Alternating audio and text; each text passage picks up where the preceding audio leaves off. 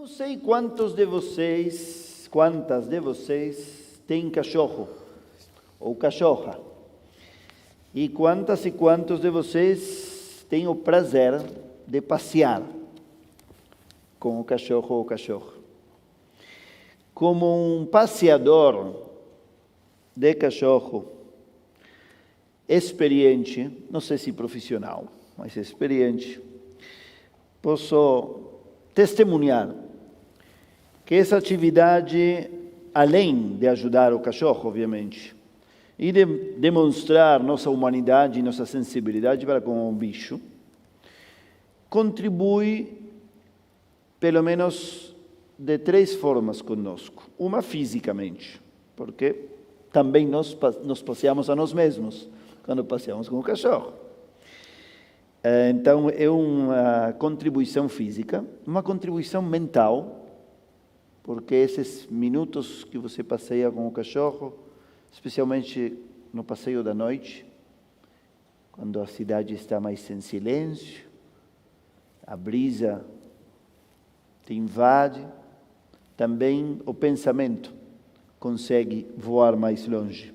Eu vou contar a vocês o segredo de que várias aulas, prédicas, resoluções de conflitos e muitas outras tarefas rabínicas se desenvolvem naquele passeio. E, finalmente, o passeio com o cachorro nos permite um aprendizado social, ou pelo menos uma observação social.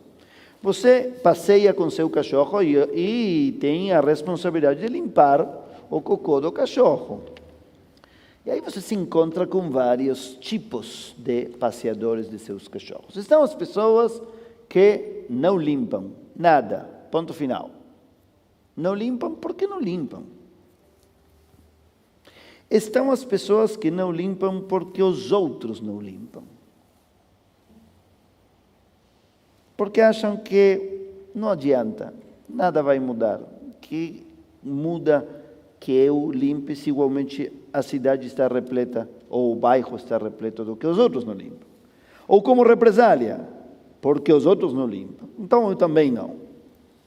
Estão, terceiro lugar, os que limpam, mas com raiva, e até para mostrar e reclamar dos outros.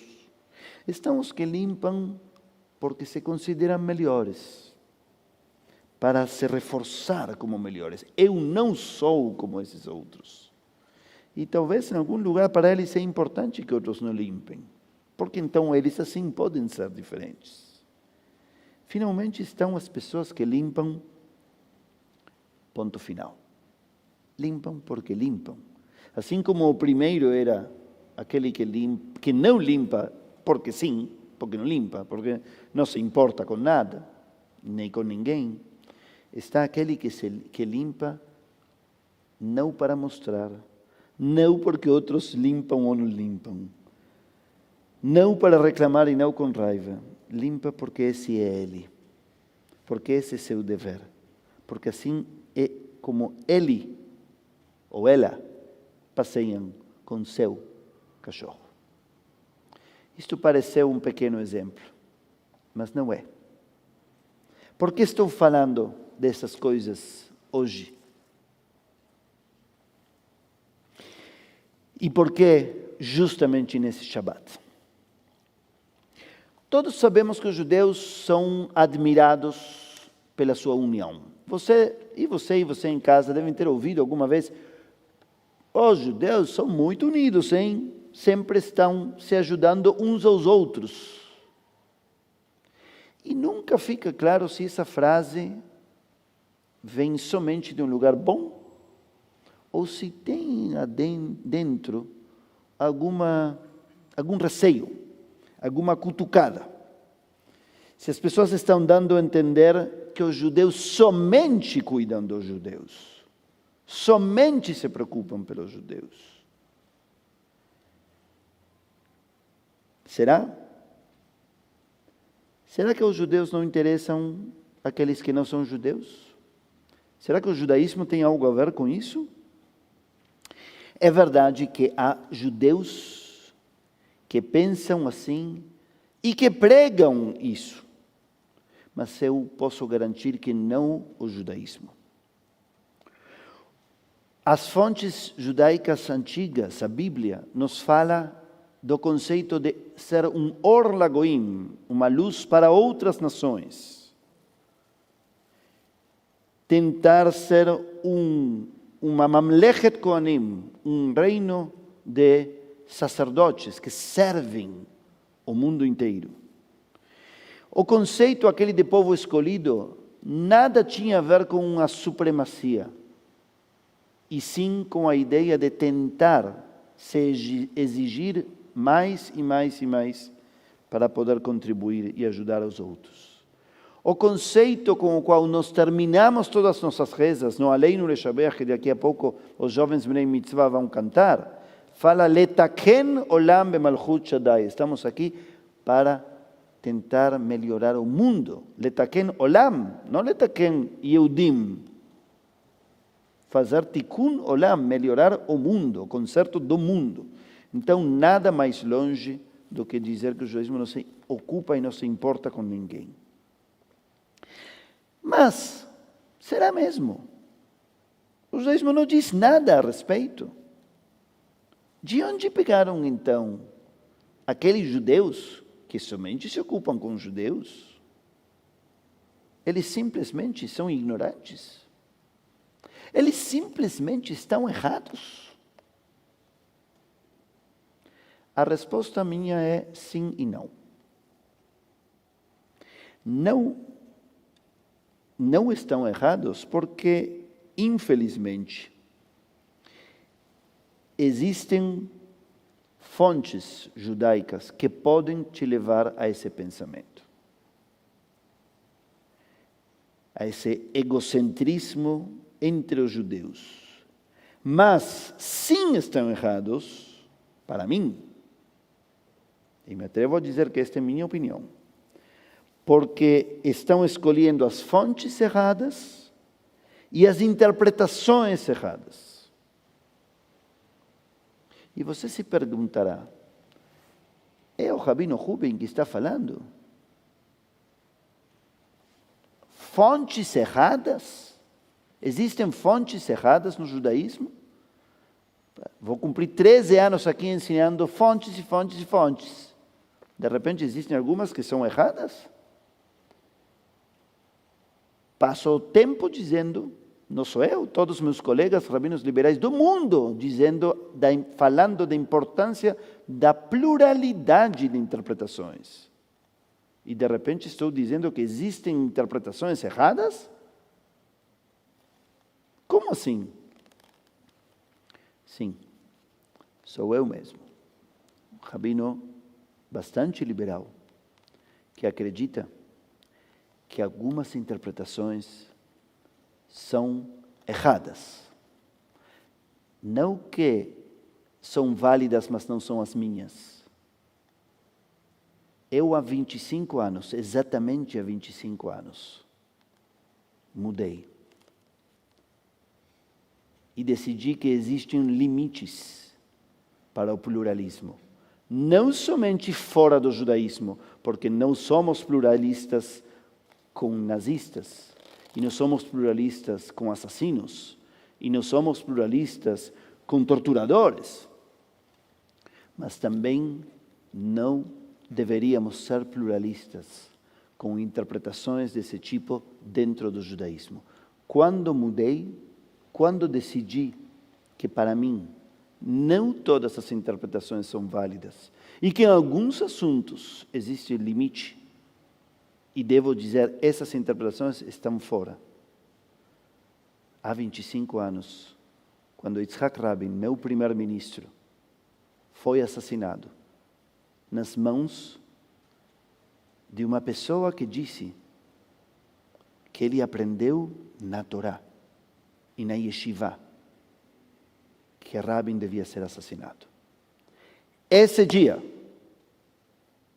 eu disse para mim, depois de consultar com todos os meus mentores e tutores, o pluralismo precisa de um limite. Essa interpretação não pode ser mais uma interpretação legítima. E deve ser extirpada, erradicada, tirada fora das interpretações possíveis do judaísmo. Porque a alternativa é deixar o judaísmo, senão.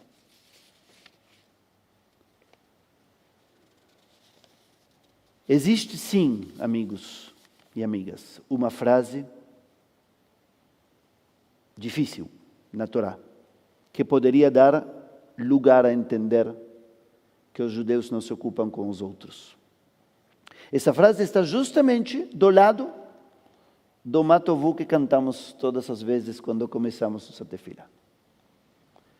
Bilam, o bruxo, antes de abençoar o povo de Israel, diz: Am lavadad ishkon, esse é um povo que mora sozinho, uvagoim lo yitchashav, e não se ocupa ou não se preocupa dos outros povos. Isso diz o texto da Torá. Só que temos que entender o seguinte. Primeiro, isso disse Bilam. Não dizemos nós. Essa não é uma mitzvah. Esse não é o mandamento que a Torá nos manda fazer. Esse não é o nosso espírito. Está na Torá, mas atribuído a alguém de quem nós queremos diferenciar. E segundo, o filósofo Emmanuel Levinas diz que essa frase deve ser entendida junto com o conceito de Or LaGoim, de luz para as nações. Como é possível que se queremos ser uma luz para as nações, se queremos contribuir algo ao mundo, ao mesmo tempo sejamos um povo que não se importa com os outros, que não pensa nos outros, que não se ocupa com os outros? Levinas diz, podem ir juntas essas frases da seguinte forma. Eu posso querer me ocupar do mundo, mas como aquele que limpa e ponto final. Não porque outro limpa, ou porque outro não limpa, ou para mostrar ao outro, ou para ensinar ao outro, ou para reclamar do outro. Simplesmente porque essa é a minha função. Am lavadad ishkon uvagoim lo yitchashav. Um povo que vive sua vida e não se ocupa dos outros, sugere o filósofo Levinas, faça sua parte. Não por, não se, não para, simplesmente porque é sua parte. Porque esse é seu modo de ser no mundo. Sem negociações, sem condições, sem esperar que o outro também faça, porque isso seria invadir o outro, isso seria impor ao outro. Seja universal no sentido de que você quer dar o melhor de você, e ponto final. Deixe os outros fazerem sua parte. A Parashá dessa semana é a primeira aliá a Israel. Talvez é o começo do sionismo, antes do sionismo. O sionismo é algo moderno. Mas a primeira aliá acontece nessa Parashá. E Avram é mandado ir a Israel não para se fechar, não para viver somente com si próprio, e sim para se tornar sua própria bênção, que de algum modo traga ou sugira bênção aos outros. Disso se trata. O sionismo foi muitas vezes, e é ainda, acusado de ser um movimento etnocêntrico, que o único que se preocupa é com si próprio, ou de querer acabar com outros. Nada mais longe da história do sionismo que começa nesta Parashá. Porque a ideia original é justamente a contrária. É possibilitar que o indivíduo judeu e o povo judeu sejam eles mesmos, fazendo sua parte, sem reclamar, sem exigir, sem mostrar, sem esperar. Ser bênção. Aquela bênção que possa ser relevante para outros.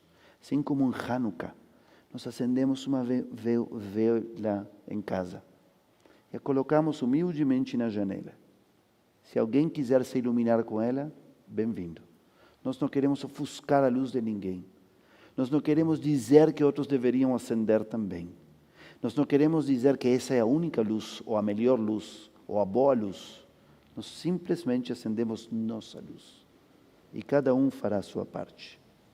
Eu gostaria de desejar, neste Shabat, que recordamos a primeira ida a Israel, em busca da própria bênção, que possamos abençoar os outros também com nossa própria luz. Gostaria de te desejar que encontre as viagens certas a você, assim como Abraão viajou a si próprio quando foi para Israel. Que você possa desenvolver o melhor de tua essência sempre, na companhia das melhores pessoas, e que, como Rabin, o militar que não morreu em campo de batalha, que morreu fazendo a paz, possamos transformar nossas essências nas nossas melhores bênçãos possíveis para nós e para todos os que estão à volta.